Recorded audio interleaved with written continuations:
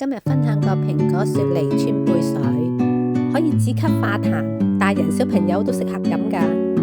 材料呢，雪梨蘋果各一個，藍不杏8克，川貝2克，果皮1片，冰糖少許，椰棗3粒。將藍不杏川貝果皮就放喺清水度浸30分鐘。